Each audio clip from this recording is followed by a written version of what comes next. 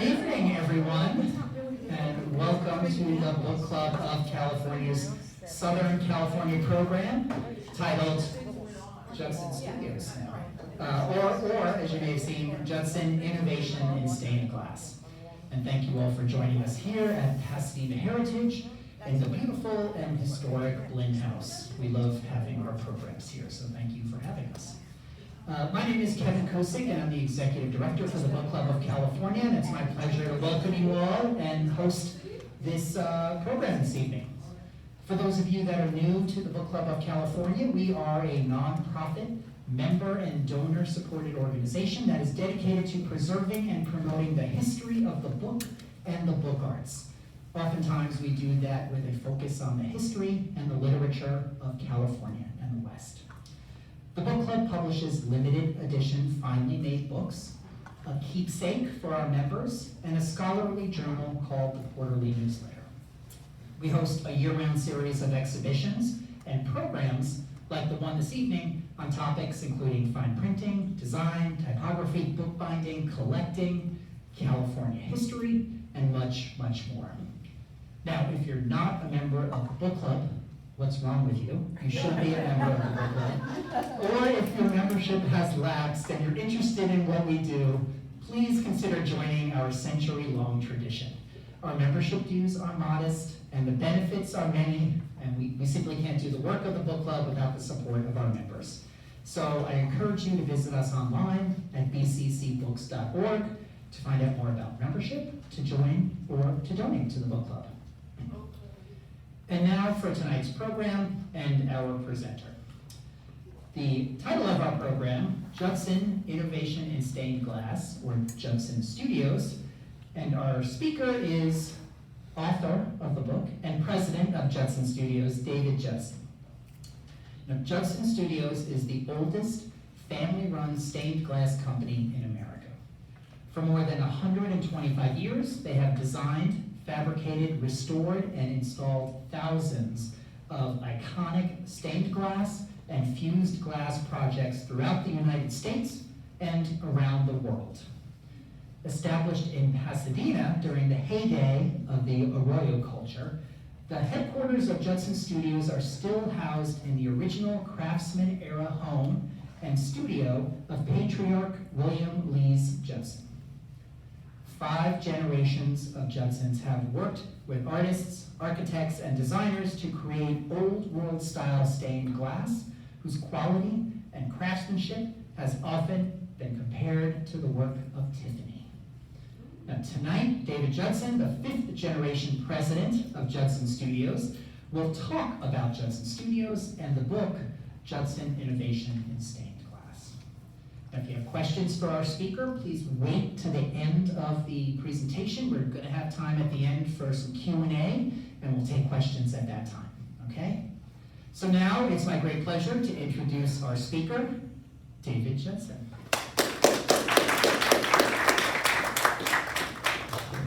Good evening, everyone. Thanks for coming. Appreciate the introduction. And sorry, I'm going to get my, see if I can get my technical going here. Great. So yeah, as Kevin mentioned, 5th generation of Judsons. Sorry, I move around a lot, so I'll try to stay close to the mic. But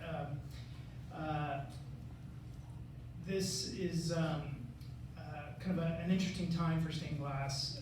Being the 5th generation of any company, I think, is kind of challenging for a lot of reasons. And you kind of come with a very kind of heavy burden to a certain extent, but you also have this great gift that's been passed down to you. So I always used to blame my back problems on this weight I had to carry of the heritage of having to move forward. But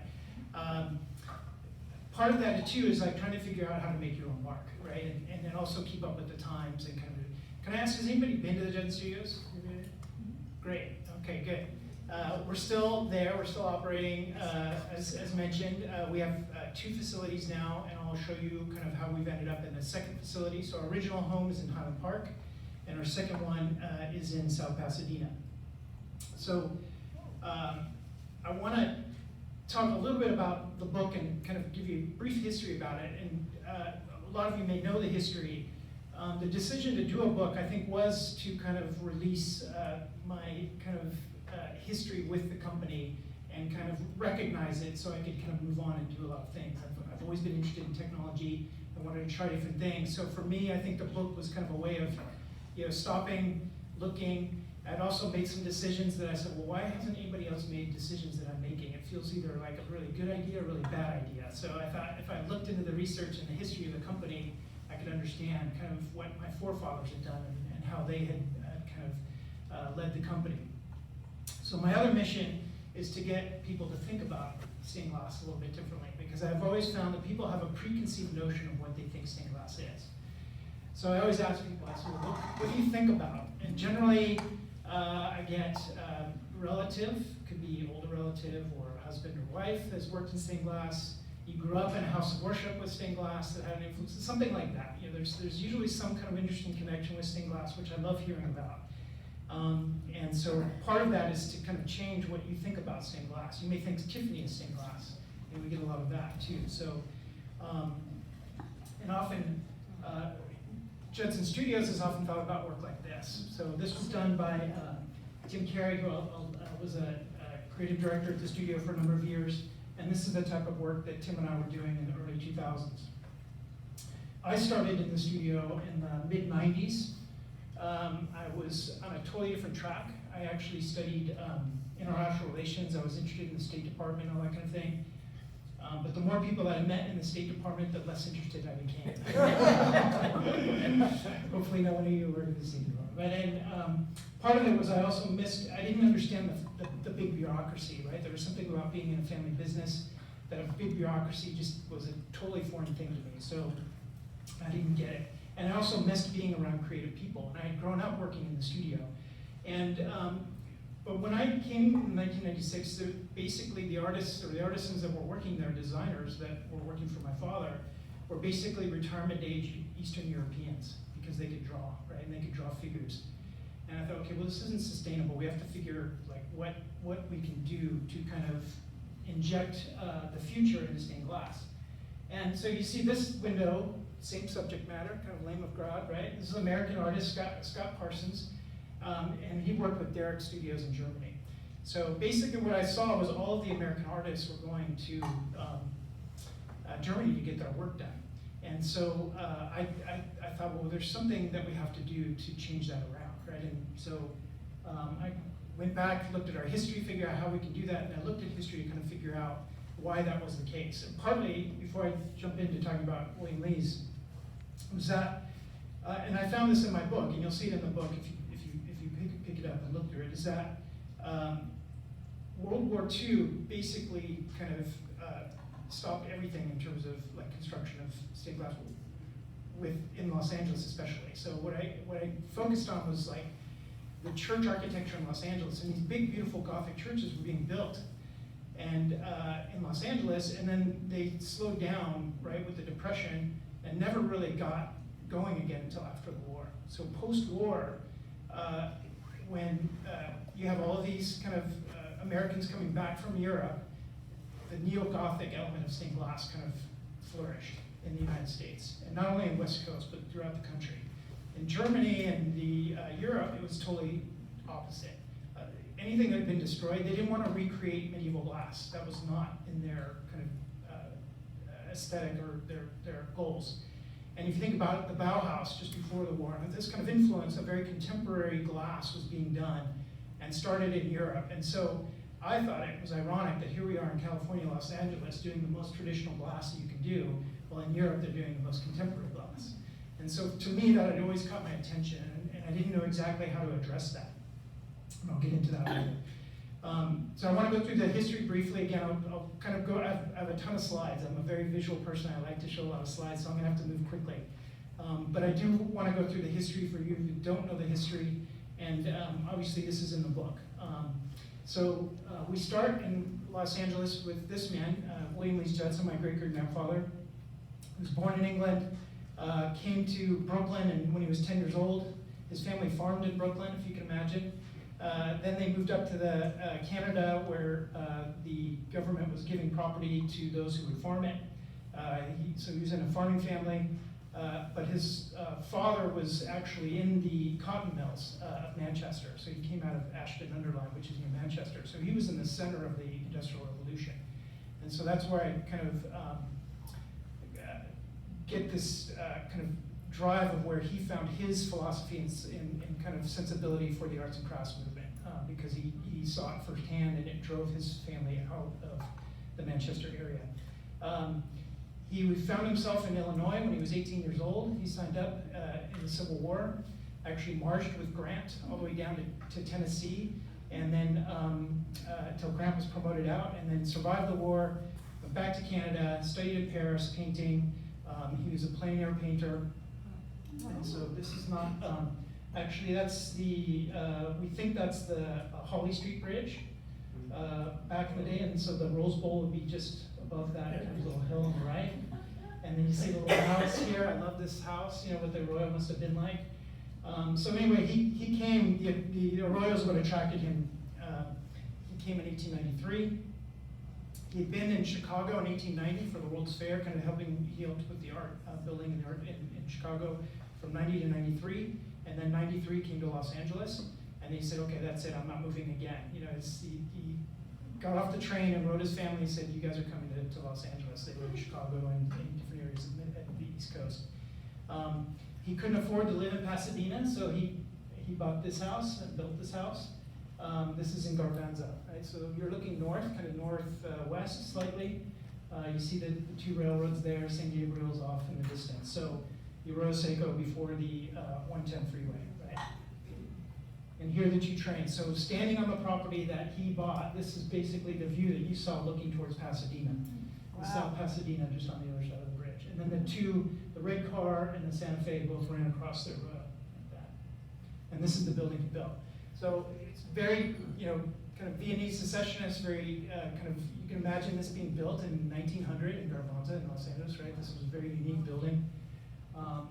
And it was the University of Southern California School of Fine Arts and Architecture. He was kind of the perfect candidate. He had experience teaching at the university level in Canada. He was a Methodist, right? USC was fighting Methodists, so he was a candidate for that. And this was kind of the Arroyo Seco was kind of the home of the arts and crafts movement. So I think what happened is that he probably set up the program and the curricula for the school, and they probably funded it. That's probably my guess. That's him. This is the first class. This is from the El Rodeo of 1899. So you see him over there on the right. This was his class. He also started the Guild of Arroyo Crafters, which they were better craftsmen than they were publishers. This is their one publication, volume 1, number 1. It was the last one. The Arroyo Craftsman, and it's a very quirky. I republished this, so this is available. It's a very quirky kind of funky thing. He did this with. So he was the president of the Arroyo Guild, and George Wharton James. You guys probably know George Wharton James was the secretary and the kind of the crazy one. He was very apparently from all the stories you hear. The building broke down in 1910, was rebuilt, and this is the building as it stands today. And you can see the school grew. So this is a little bit later, after the fire. This is in Highland Park, yes. And you can see it's mostly women, right? It's 99% women. It was kind of supposedly the acceptable subject matter for women to study at the university level.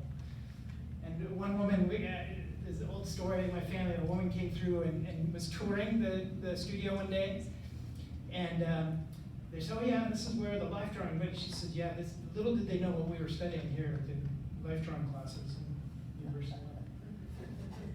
And then Judson started Judson Studios with his son. So these are his 3 sons. So even though the 3 sons really started the company, we attribute it to William Lees because he got them out here, he got them trained, he got them their first job, and he did some of their earliest designs. We actually have one of the early designs that he signed. And so Walter there in the middle with that great mustache, that's my great-grandfather, and his 2 brothers in front of the school before it burned down. So William Lees came out here basically to die in 1893. He didn't die until 1928. So it's a California death story. When I started doing research, we were really trying to find some of the earliest work, and this was the earliest work that we could find. And actually, the Museum of Pasadena History, he actually came to us, called me one day, saying, hey, you know, we have these files, would you like to see them? I was like, yeah, absolutely. They came down, they had these pictures. And so they had the, you know, obviously they're in the Phineas Mansion now. This was her first one that she built on Orange Grove. If you can imagine this house in Orange Grove in 1897, right? It's just amazing. Burnt down, unfortunately. But you see the dome there at the top. So that's the earliest record of Judson glass that we have. I don't think the peacock is real. Looking up. And obviously the arts and crafts movement, extremely strong. The Abbey San Encino, if you've ever been in that, it's an amazing place. One of the Clyde Brown, one of the earliest printers in Los Angeles. You see his initials there, CV. This supposedly was an exchange of print material for the window. The window's still there, amazingly, and the Abbey's not in great shape, but the window's still there. Kind of captures the essence, right, of the time. Judson also did, this is for Inglewood Mausoleum, a lot of Tiffany-esque, what we call American art class movement. And actually there was a number of artists that moved from Tiffany Studios to Los Angeles and worked for Judson. So generally Tiffany would send them out in December and they'd never go back. So these are some wonderful windows, and I'll show you some glass that we've done that are in the same mausoleum that we did recently that are kind of a reflection or a kind of an echo of this early period. Natural History Museum, if you've seen the dome, and we've restored this dome early, I think it was 2009, we restored it. And the Central Library, the globe, if you've seen that, which is amazing with all of the wonderful murals. And it looks tiny, but it's like 5 feet tall, so it's actually quite large. And this was Lee, this good Hughes, the architect, and Lee Laurie, who Atlas Shrugged and Rockefeller Center, same artist. So he did the zodiac symbols around it. A little closer here, we're getting closer. So this is All Saints, and I put this in because I love this picture. And this is a great, has everybody been in All Saints? Yeah. So All Saints has the two transept windows are Tiffany windows. This is the choir loft window. And this is done by Frederick Wilson, who's the same artist who did the transept windows, but this was done at Judson. So Frederick Wilson, who I think is my favorite stained glass artist who's worked in the United States, was Tiffany's main liturgical designer for I don't know how many years. Came out here to California, and this is one of the first windows that he did for Judson. And then the altar window is a Maitland Armstrong window. So it's a great collection of windows from different studios from that period. And of course we did the Hollyhock windows originally, and also restored them. And they're doing an amazing job restoring this part of the house right now. These are some of my favorites. That's amazing. The dining room's fantastic. And also the Innes house. So interesting in the book, researching for the book, we realized these, and you know, Frank Lloyd Wright scholars have never known what to think about these windows, because Frank Lloyd Wright he was in Japan when this was happening in this house, right? And then his son was working with the Inneses, and they fired his son. And what we found is that the windows didn't come until after both Frank Lloyd Wright and his son were fired from the project. So we're not exactly sure. This is some windows that actually were photographed in a Jean and Hilgard catalog, which is, I think, who did the windows here in this house. And so this is almost an exact replica of the design out of the catalog, which was signed by one of our artists. He put his name on the catalog so everyone knew whose it was.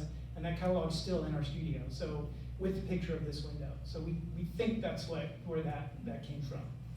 And then we're not sure who did these designs. Judson probably had some hand in it, but they're very unique to the house.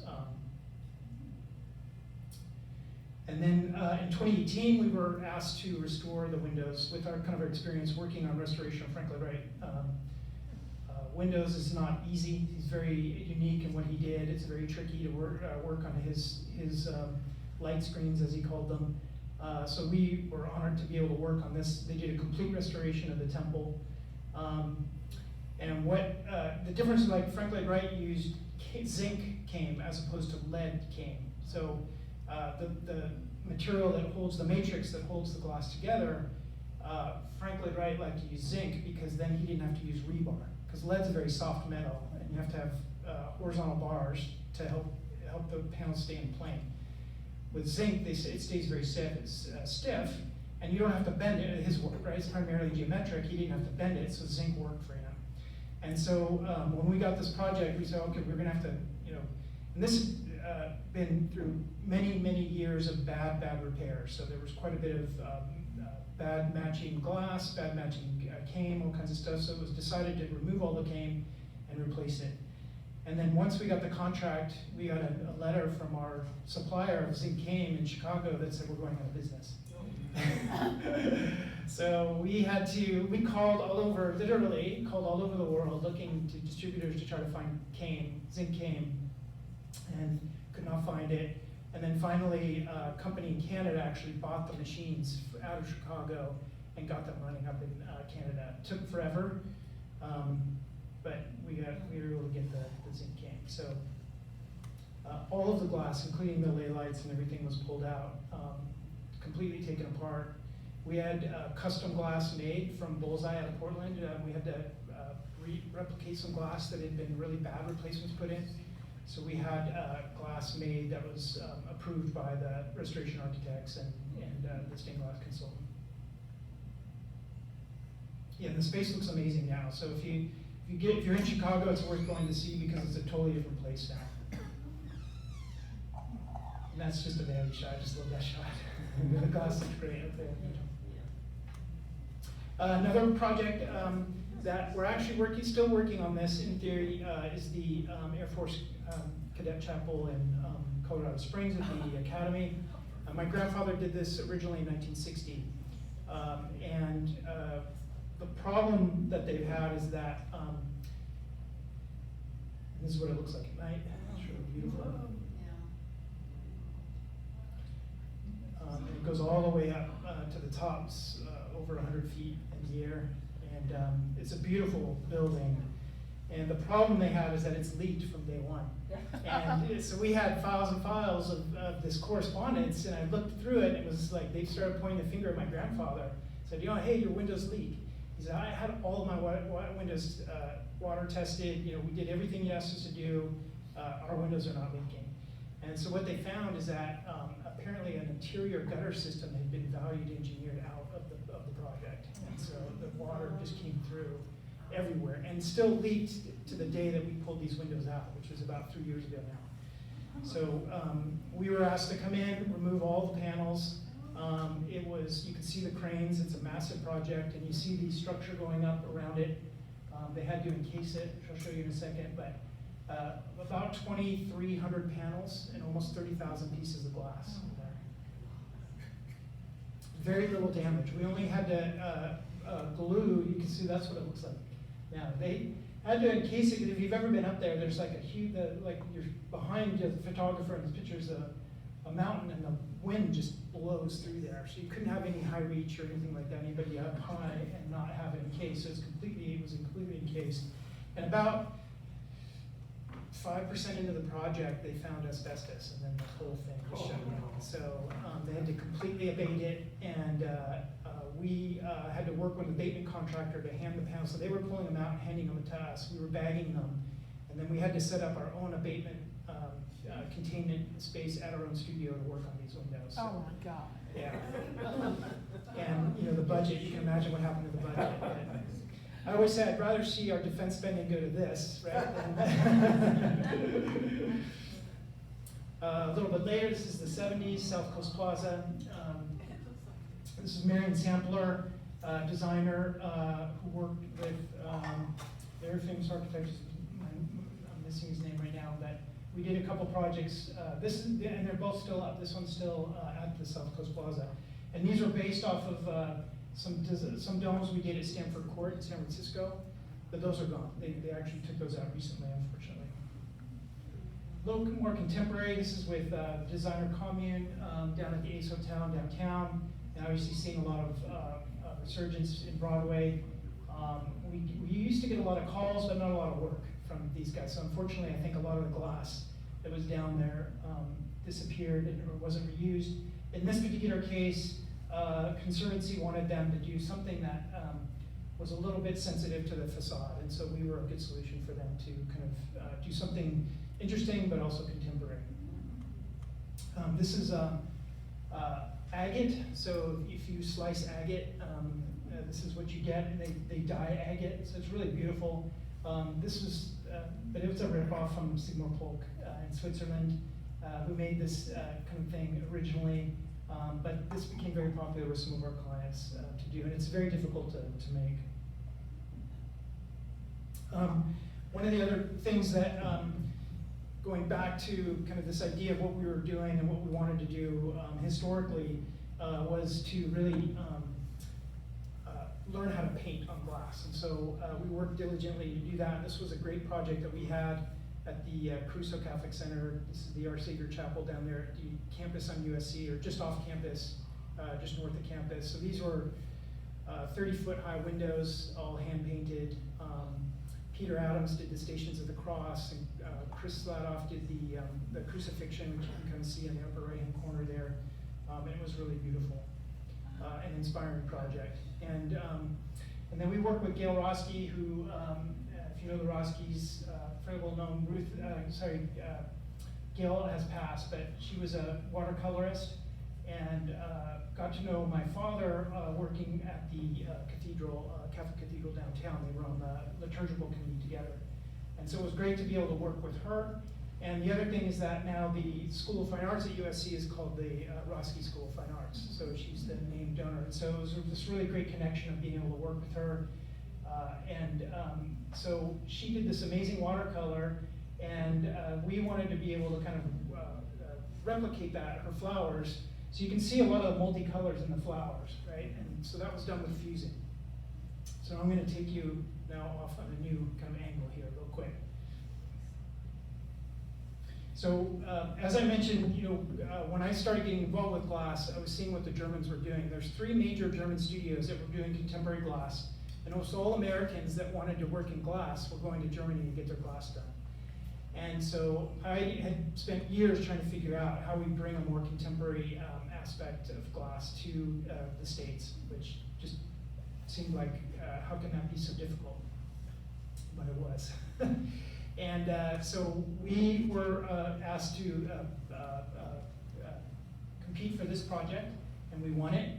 And the other finalist was German Studio. So that window that I showed you before with the artist working in the German studio, they were our competitors in the final. And so I told my artist, I said, look, just design the window, do whatever you. They wanted a narrative kind of representational window, and but they wanted it to be contemporary. And I'll show you the architecture in a minute because it's very, very contemporary. So I said, just design the window, we'll figure out how to make it. So we won the project, and we had no idea how we were going to make it. And so we started exploring kind of different techniques, and fusing kind of came to our attention. And fusing is, I'll walk you through the technical aspects of fusing, but it allowed us to do this kind of work, right? And so it was still leaded, so we still use lead here in this project.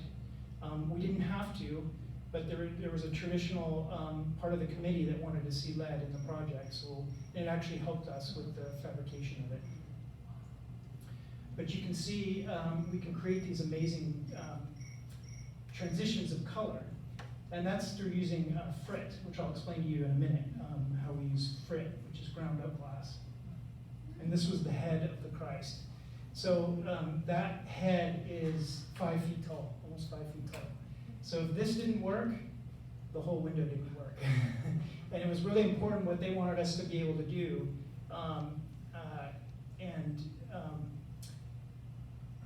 They didn't want Christ to be, they didn't want him to be identifiable. And so this was kind of a really tall kind of order, and it was the most stressful panel.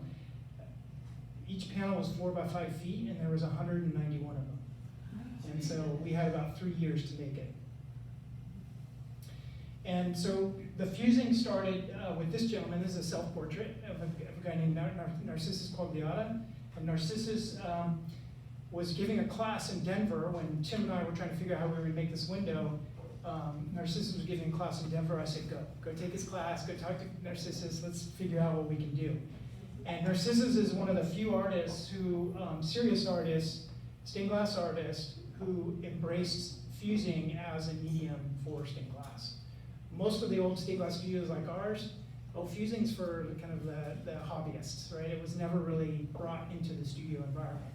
And so, but if there was anybody who was gonna be able to do it, it was Narcissus. And so, I like to show this slide because I think you can see the influence of the eye, right? So here, this is done in 1985, and the leading is kind of pretty amazing if you know anything about stained glass. Technically, extremely difficult to do.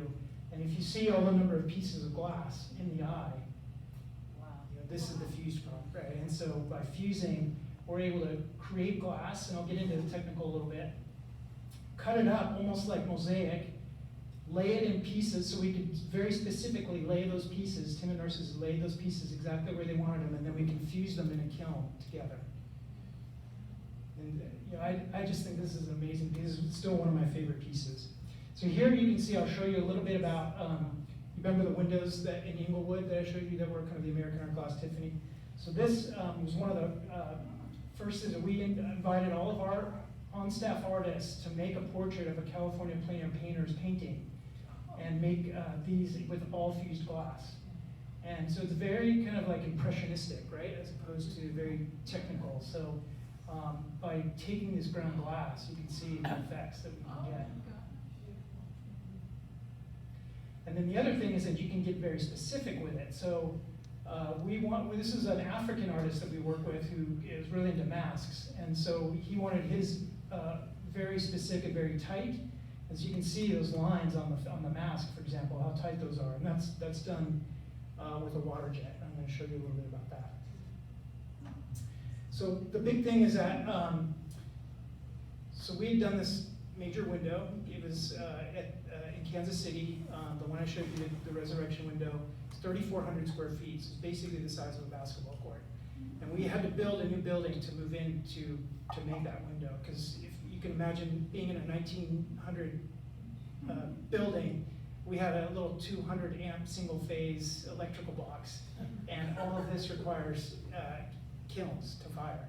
And so we found a place in South Pasadena, literally across the bridge from Highland Park, where we are, into South Pasadena, and opened up this facility. But once you're done with a project, then what do you do, right? So here we are with this amazing technology facility, and we had to figure out how to use it. And so one of the things that I wanted to do, going back to my idea of trying to attract artists, was to go to artists and find collaborations. So that's what we did, is I started reaching out to artists. This particular James Jean, we have a handful of artists that come back regularly. James is the most ambitious of them. Taiwanese American, who kind of came out of the comic book world and illustration world. This was his first project. He started with just the skeleton there in the center. And I said, well, it'd be really cool if it was a triptych. We were looking for work, so that was a good idea at the time. So he came up with 3 more, and those are a combination of leaded and fused glass. That was kind of our first foray into it. And so by working with the artists, and trying to work with their vision, really pushed us to try new things that we wouldn't have thought of, right, or wouldn't have tried. And then he created a 3-dimensional piece. This is was for the Lotte Museum in South Korea. Now it's in China, touring around. And again, a combination of fused glass with our traditional painting that you see kind of on the face there. These great figures that we were able to do. So you see the transition of color that we were able to get with frit and the loose glass. And so one of the crazy things about this is that we had to light it, and so somebody had to go inside of it to put a light. And when you stood inside of it, this is kind of what you saw. It was kind of amazing, right? To think about, wow, what if we created this immersive environment just of glass. And so James came up with the idea of what he called the pagoda. And so this is a project that we're currently working on, and so this is a rendering of it. And it's basically like a geodesic dome, but it's 5 sides, and each piece has 5 sides to it. It's going to be about 18 feet across by about 15 feet high. So if you imagine the ceiling in here is what, maybe 10? So another 5 feet taller. So you're gonna be able to walk inside of it, and well, there'll be a kind of a bench you'll be able to look and kind of see, and it's pretty amazing. So we've been working on this for about 4 years now. And so the design and kind of the technology going into it has been pretty amazing. But it started as a drawing. This is James's initial drawing and our kind of working with the colors. Yeah, here you can see the size and the scope and the scale that we're aiming for. And this is what it looks like sprayed out. So there's over 7,000 pieces of glass, probably more than that now. And the whole thing has been completely generated in the computer. So we're working with a 3D software called Rhino, which allows us to develop it 3D, and then with Grasshopper and this other software, we're able to write scripts to send our computer files to a water jet to cut all of the glass on the water jet. And so here you can see kind of the craziness. So this is the mouse monk, we call him holding the candle, sitting on a 3-headed dragon, which we call a fruit hog.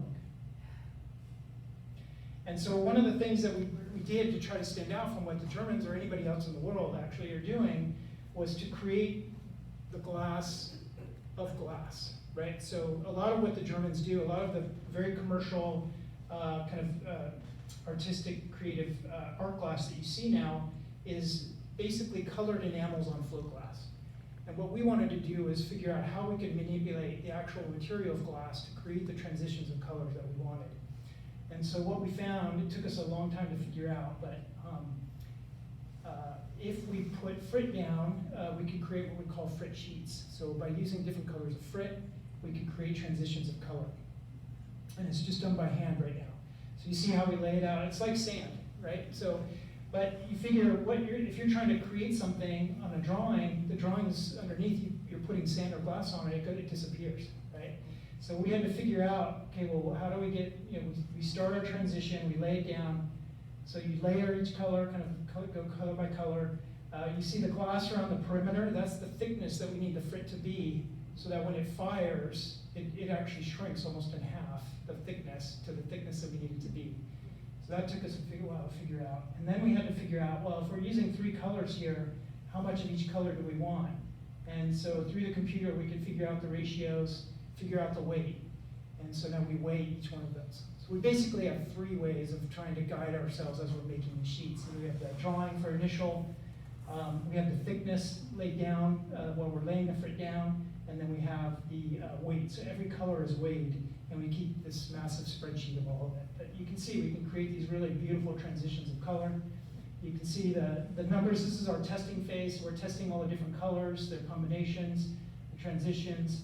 And so by creating these sheets, we're able to get these amazing transitions of color. Here we had James come and inspect our work. And then with those transitions, then we can get the shapes on and send them to the water jet and cut the exact shape that we want. So you can see these amazing shapes that we're getting. And the clear glass that you see here, again, all cut on the water jet, and that's part of his artwork. It really comes together. So this is the background that we made. So we made all the background first. And at some point, this becomes a logistical problem. If you're handling 44 panels and thousands and thousands of pieces of glass. But once we frit the sheets and we cut them out into shape and we lay them out in our kiln, we put on what's a cap. So that's just a clear piece of glass that will sit on top of all those shapes. And when it fires in the kiln, it'll become one piece. And the weight of the glass on the top helps keep all of the lines really kind of tight. Because if you don't put something on top of them, they move just slightly and they get a little off. And all that work will be wasted. And then here it is coming out of the kiln. Wow. So like I said, we went ahead, it was easier for us to make all of the background, and then we'll cut these as we go ahead and start putting in foreground. So you can see, like I go back to these figure, and I'll show you the monk mouse, for example, and you see his hands. And so here you can kind of see the drawings that we have, the red lines kind of show where we want certain colors to be, highlights, and then you see the piece of glass and where it's going to be cut out to get the candle. And then that's it on the water jet. So our computer files are telling the water jet how to cut it.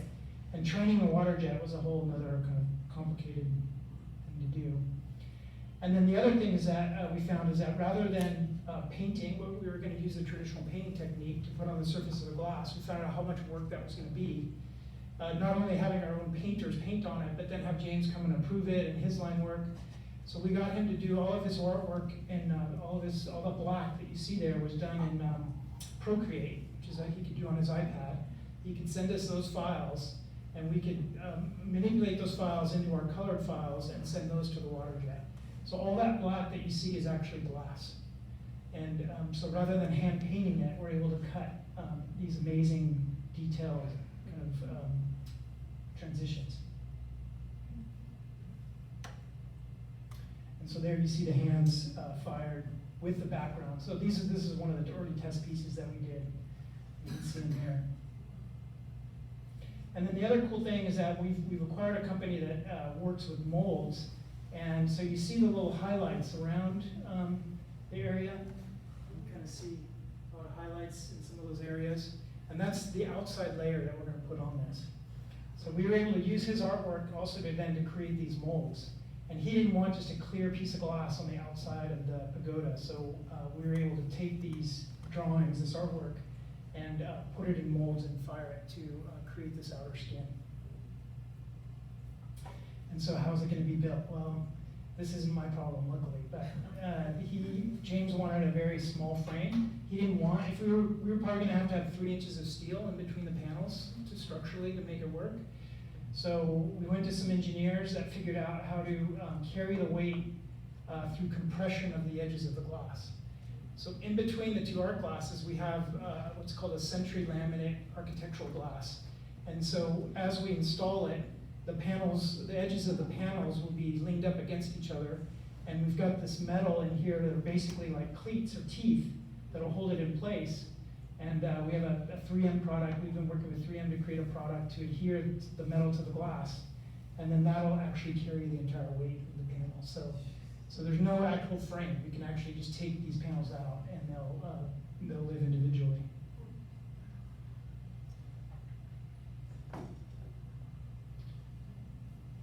So ultimately that'll be kind of what it looks like. So just to kind of sum up, show you a little bit about kind of the range of work that we're doing in their history. I didn't talk about this. This is the state capital of Missouri. We're actually doing a dome, restoring a dome for them. We're kind of on the clock because they've got some elections coming up, and the governor wants to be able to walk under it. And so, yeah, it's a 25-foot barrel dome, and I'm sorry I don't have pictures of it, but it's pretty spectacular. And this is the Church of the Resurrection, so that's where the resurrection will be at. So you can see how contemporary the architecture is, and of course that. So the range continues, our collaborations continue. This is in San Francisco, an abstract painter, Sarah Kane, who's a local in Highland Park. This is her first project. It was 150 feet of glass, so it was just amazing. And she never listened to us. She just wanted to do what she wanted to do. We finally got her to listen to us after a while. And she's incorporated that into selling it to her collectors. She showed it at Frieze and that kind of thing. So this is really what we're trying to do with these artists. This is Amir Fala. These are at Vermont, the Vermont corridor there. This is the county mental health building. Up on the 7th floor on the balcony are these pieces here. Really beautiful. All custom glass. All the glass that we made through fusing, customized for him. This was one of his early works. He's Iranian, so he kind of does this statement about identity and has people hold things that are very personal to them in his works. Another mental health care facility. And you can see like the amazing cuts and the amazing transitions we can get with the water jet. You can silk screen also, so Bullseye, who we buy all the glass from, Bullseye makes the frit that you saw that we work on transitions, but they start from a powder too. They make a powder which we can use as like a silk screen. So again, working with glass to actually create rather than ink or any other material. So the longevity of these is kind of forever. Once you fire them in, they're permanent. And you can kind of see how we can build it up. So the artist wanted these amazing lines. So this is the powder before it's fired on. And then the other cool thing is that we can remove glass. So this is sandblasted. So it's sandblasted to remove the glass to get different effects on it as well. So my campaign is to continue to push. I'm working now on a lot of research about famous artists that work in glass that very few people know, right? So you may recognize John Lafarge and Tiffany, and even Chagall, right? They worked in glass. But look at all these other artists, and they worked in glass, and they would have worked more, I think, had they started earlier in their careers. This is a Picasso piece that really is influencing a lot of the work that we're doing now. And he was quoted as saying, as new art is born. And he made almost 100 of these in glass. And this is glass. Before fusing, when you couldn't fuse, you would just cut pieces of glass and lay them out. And they had an adhesive that would hold them together. And then, of course, David Hockney, right? One of the most famous artists did this window, the Queen's window at Westminster Abbey. A colleague of mine made this window for him, which he designed on an iPad, which is good. I like it, but I like to compare it to this window, which is at Grace Cathedral in San Francisco, Narcissus did in 2001. And I think the fusing just has this amazing kind of fluidity and kind of contemporary aspect that you're just not getting with traditional glass. And you know, it's probably nerve-wracking making a window for the Queen, right? It probably would have been very nerve-wracking, so maybe fusing's not quite right, but I believe that we have a great future kind of moving into new realms with fused glass. I love it. We learn something new every day, and so I appreciate you going along with the journey with me.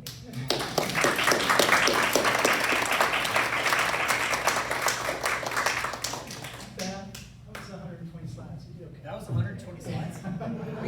I think we could go for more, like more slides. Oh, there's more in here, right? We do have time for some questions. So let's see if we have any questions. We'll go right here. Carolyn, we'll go first. Where is the pagoda going to be? How much is it costing, and who's paying for it? Very good questions. Well, it doesn't have a home yet. We've been talking to some local museums that we want it to be local. It may not be, we're not sure. Price tag, I don't know what the frame is costing in. The frame is costing much more than the glass, I can tell you that. And he's already spent, I'd probably guess it's probably close to $5 million by the time he's done. And he's funding it himself. So he's a very successful artist. There's very few artists that can pull something off like that. He's reached his threshold of pain on this one. It got a little out of hand. But interestingly enough, like what he did when he started this project was 22, I think, when we kind of started in earnest, is that he created NFTs, if you know what NFTs are, non-fungible tokens, which are kind of big on the blockchain and the internet, all this kind of stuff now, which is kind of the future of art, is like art, digital art in this kind of sense. It's kind of gone in remission. There's like not a lot of popularity in NFTs right now, but he came out right at the peak, so he sold those at a very high amount and actually did very well. So I think a lot of that's been funding this project. So we are looking for things like that can hopefully in the future fund projects like this, because we want to create projects that are proactive rather than reactive. You know, one of the things that as stained glass, you're constantly reacting to the architecture or some kind of environment, or you're solving a problem for an architect, which is fine. You know, I enjoy that quite a bit. But I also like the idea of being able to create something from scratch in a way. So like creating this freestanding element can go almost anywhere, and we can kind of push the medium the way we want to. Yeah. Way in the back there was a question. That was already covered. Thank you. That was it. Okay. Elizabeth, we'll go Elizabeth and then Candace. Yes, I'm wondering if the ground glass is similar to what is Isn't copper enameling done with glass? I don't know, actually. It's very similar to a lot of like ceramic and that kind of thing, but I don't know about copper, to be honest. It's probably a little bit different in the sense that ground up glass has its very unique, ceramic and glass are similar in a lot of ways, but they're very different in a lot of ways. And so, for example, their color comes from the mineral oxides that are in them. So that's very similar in patinas and paints and all these different things that are used for color. Those mineral oxides are similar to what's used in glass, but obviously chemically they're very different because they have to deal with heat and all these different things. So when you see glass, like blues, for example, are cobalt, reds are selenium, and then pink, which is the most expensive color, is gold. Right, so those mineral oxides are mixed in with sand and silica to actually create the medium of glass. So what Bullseye, the company Bullseye has done, and if you guys have driven on past our studio in South Pasadena, you see Bullseye's, what they call their resource center right next to us. But they make all their glass in Portland. And they have made all of their colors, we say, compatible. And so by making them compatible, that's why we can fuse them together.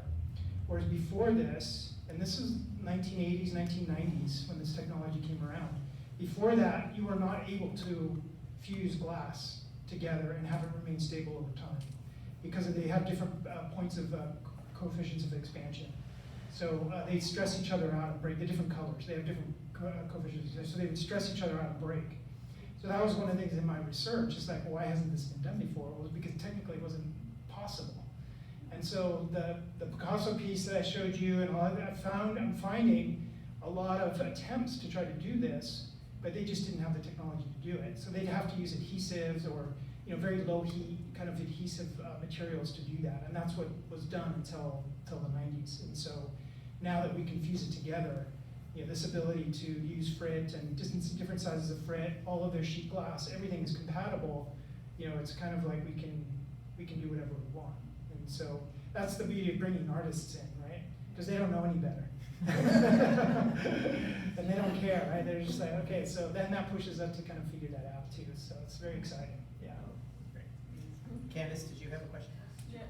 Well, first of all, I thought the plein air sort of painting take on it that you did was fabulous. That was Thank you. beautiful. Yeah. And then I wondered if you did the windows at Our Savior and San Gabriel. Yes. Yeah. You did Not all of them. Yeah. They're stunning. Yeah. Absolutely It's an stunning. amazing church. Yeah. Yeah, it is. I think I was baptized in that church. My daughter acolyted. Oh, okay. That's great. It's great, yeah. Other questions? Yeah. Yeah. I know you have multiple projects, but roughly from concept to finished products, what's your longest, what is a typical, there's nothing typical, I'm sure, Yeah. but how long does it take? Yeah, it's a really difficult question to answer because you're right. I mean, it really depends on the number of projects. It depends on complexity. It depends on outside forces. And constantly telling our guys, okay, there's things we can control and things we can't control, right? So we try to do everything we can control. If somebody came with us, for example, with like a residential project that was fairly straightforward, we usually tell them, 12 to 16 weeks, something like that. Pagoda, we've been working on for over 4 years. The Air Force Academy Chapel took us about 3.5 years. The same with the Church of the Resurrection, about almost 4 years. And so those are major projects, obviously. So we generally have about 30 projects going at a time. And sometimes we're waiting on a decision from somebody somewhere, there's a lot of things factors that change. Sometimes we're waiting for a frame size. There's a lot of things that can kind of hold up a project. But really what I've found is that, and this, again, going back to this idea of wanting to do the history of the book, and because I really am a believer in technology. And so, but we come from a Luddite craft, right? And so, coming to terms with that took me a long time. And so by kind of embracing technology, my feeling was, look, we can make these beautiful designs that go into our archives and sit for 100 years, but we can do it on the computer immediately, flexibility. The client gets what they want, makes it easier for us. Then we can output digitally to a full-size drawing. You know, the full-size cartoons that you see from like the arts and crafts movement are absolutely works of art. But they get rolled up and stuffed into a tube, right? And so, you know, if we can make that with digitally and really put the majority of our energy into the end product, that was really kind of the focus and the philosophy that we've embraced. And the idea of the fusing, again, of being able to manipulate the actual material of glass as opposed to the surface of glass, to me was really kind of crucial. And it's interesting, if you know Dale Chihuli's work, you know, he came out of what's called the studio art glass movement. And so Harvey Littleton in the 50s started going around with these little glory holes that you could blow glass with. And so the studio art glass movement was taking kind of an industrial, mechanical kind of process and making it very small and artistic. And so that's, Harvey Littleton was in Wisconsin, and so the University of Wisconsin really kind of took on this glass blowing and glass kind of department. And Chihuly kind of came out of that program, and then ended up in Seattle. And the guys that founded Bullseye and ended up in Portland also came out of that program. And so it's very interesting to me, again, like seeing what the Germans and the Bauhaus and everything that's going on in Germany. I felt like this was a great West Coast kind of like interesting American, you know, story to me that just resonated and it felt good. And you know, so the hot glass of Chihuly, which is the glass blowers, and then warm, we'll refer to as warm glass is the fusing, and then cold glass is the traditional leaded glass. And those three people rarely play nicely together. Any other questions? Go ahead. So is the name of your South House place Bullseye? No, Bullseye's next door to us. So we don't have any signage on our building. And but when we started this project at Kansas City, we convinced Bullseye to move in next door to us.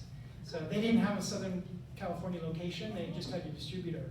And so they opened up their resource, what they call it, it's their 5th resource center, so they basically sell retail out of it. You know, we committed to working solely with Bullseye Glass, and we needed their technical kind of help when we first started getting started. So there is one other company, it was kind of a longer story, and there's a movie about the making of that window. It's called Holy Frit, if you wanted to see the whole kind of drama that goes along with it. Because during the time, the EPA cracked down on all the glass makers out of the Northwest, and Bullseye was one of those. And so we were in the middle of that project, and so we were like, you know, on the phone saying, you know, what are you guys going to do? They know we're going to stay in business because all the other companies went out of business. Bullseye's the only company out of 3 other companies that stayed in business. The other ones sold off of other parts that went down to Mexico, and they're making glass out of Mexico now. But Bullseye stuck with it, and so they were able to provide the glass that we needed. But it's, you know, just a kind of a unique, you know, kind of world that we're in. Yes. Go ahead, Elizabeth. But why did EPA crack down? Well, that's Watch the movie. Yeah, I watched the movie. It comes out of the movie. It depends who you ask. But there was some political stuff going on that, you know, they kind of needed, you know, a scapegoat kind of scenario. And you know, Bullseye was just the right size of a company that didn't have the resources to like completely. So they could bully them. Exactly. They got Was bullied. there something toxic going on? So they're, you know, they use cadmium, they use chromium, you know, they use nasty stuff, yeah, definitely. So they did not have the exhaust systems that the EPA wanted them to have, eventually is what it came down to. So yeah, I mean, it was an issue. If they were the problem that they were trying to solve is really the bigger question, which, you know, they're a very small company relatively to what was going on. I mean, they were next to other worse kind of perpetrators that were bigger companies that the government didn't want to mess with, type of thing. So yeah, I mean, it's, I don't know, but yeah, it was, at least they committed to getting the scrubbers that they needed for all their exhaust, so. Is there any hazard to the fabricators who are doing this No, not really. I mean, they work with masks if we're working with something that's dusty, yeah. But generally, like there's not a lot of dust coming up. We do have, because we still work with lead, our guys we have to be really careful about that. We get them tested regularly for their lead levels. But lead is actually pretty hard to ingest unless you somehow consume it. So like just handling lead or whatever, it doesn't go into the system. So as long as you're washing your hands before you eat your sandwich at lunch, you're gonna be okay. I remember being a kid and like everyone had a cigarette on the edge of their table, and they'd be letting and cutting and smoking their cigarette. It's like, oh my gosh. Yes. Direct delivery system. Yeah. Dairy. I really love that even though you have this long-standing generational history of this company, you have the freedom and the perspective of let's innovate and move us forward. Do you feel like that carried down through the generations, or are you kind of breaking away from maybe where your family was previously? I mean, is this something that your family has embraced over the generations? Yeah. Is let's always pivot and change and? Yeah, that's a good question, and I think that's part of why I did the book, is I wanted to see I'd always heard of family lore, and I worked with Jane Apostle, and Jane Apostle did with the Historical Society of Southern California. She did a book on Judson, and so I was kind of her research assistant and helped her out quite a bit. And so I never intended to I never wanted to write the book, and it was not fun for me to do. Very painful process, but it was it was for me really kind of looking at that and looking like, if I dig into these files and kind of look at the progression of work over time, what does that tell me? And so a lot of that was, and why I picked Steffi to work with is that she's more of a journalist, is I wanted kind of a story of like how Judson reacted and evolved with the city of Los Angeles, right? Which was really kind of what came out of it. And it's like you could see that Judson evolved with the city and with the tastes of architecture and design and all these things. And so I did see glimpses of pushes in technology, even though we were considered a very traditional studio. I did see, and one of the things that tipped me off, and this is kind of funny, so you remember that Picasso self-portrait that I showed? That technique is called Gemot, which was French, it was invented in France out of Paris, and this is another thought I had about what we're doing with fusing now. But when I was a kid, my grandfather had a dog, a poodle, that none of us cousins liked because it nipped at our heels, and it was a very vicious dog, but the dog's name was Gemot.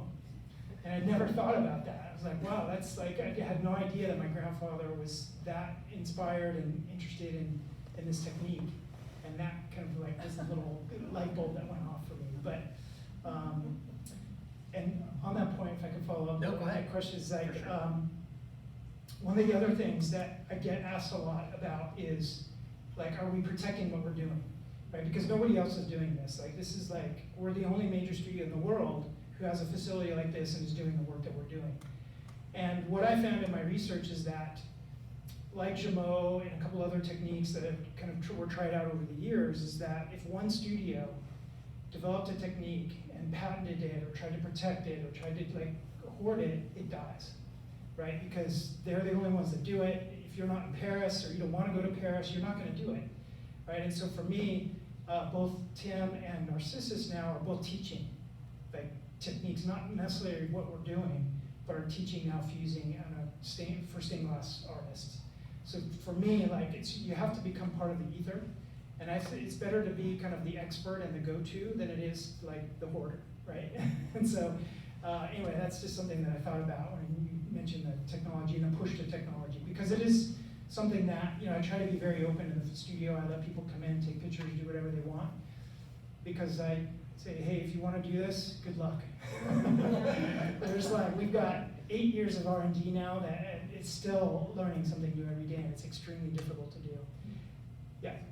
Are you working with any fine artists, non-architectural? Yeah, the artists that I showed you at the end, they're all painters, yeah, and they're all working with galleries. And then the plein air paintings that I showed you, those artists. So, but I'm looking for blue chip artists, if that's what you're asking for. On art that is not for architectural use? Yes. Yeah, so they're, and this is an interesting question, and something that I'm why my research into studying historic, well-known fine artists working in glass is important to me, is that as I'm working with these artists and they're integrating the glass into so they're doing public art, which I showed, and then they're doing gallery pieces or pieces for their collectors. But what we're finding is that kind of as an acceptable form of fine art, it's not kind of embraced necessarily. And I had a really good conversation with Mirfala about this. He says, look, I have one of my collectors, or a collector, a potential collector, who goes and sees my work, sees my painting, and then sees one of the pieces I've done in glass. They're gonna pick the painting. Because generally, that's a safer bet, right? If you're only gonna buy one piece from that artist, it's much safer to buy his painting than to buy, because you're probably thinking as a collector what this is gonna be worth later down the road. And so we're trying to break that barrier right now. Like, how do we get more dissemination? How do we get more acceptability of glass as a fine art? Because it can be, you know, it's still seen as a craft. You know, we get into all these conversations and you know, the language that's used for glass and stained glass and art glass, and that's a very good question. And it's so fragile. It's still fragile, yeah. And so ironically, we had problems shipping the glass pieces, and we have very good luck shipping nationally, but once we go international, we kind of lose a little bit of control, and that's where we start seeing problems. Or you pay like way more than you could potentially think about paying for shipping. Yeah, if I was to do it all over again, I would have started a shipping company. Well, on that note, we're going to wrap up here because we want to make sure that David has time to sign some books. If you are interested in buying the book, they are at the back of the room, and David's going to be back there to sign them. So, big round of applause for our speakers.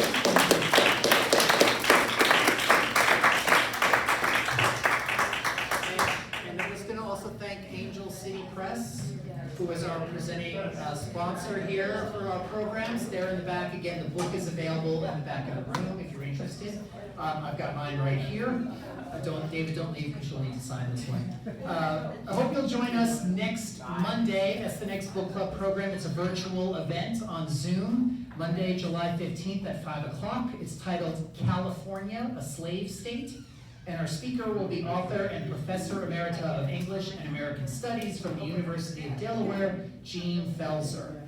We already have like 160 people registered for this event. So very exciting. Please join us if you're not already registered. You can register online at bccbooks.org/programs or in any of the emails that you're probably getting from me and the book club about our programs and activities. So thanks everyone for joining us. Visit my friend Elliot in the back about the book. David will also be back there, and we'll see you again soon. Thank you.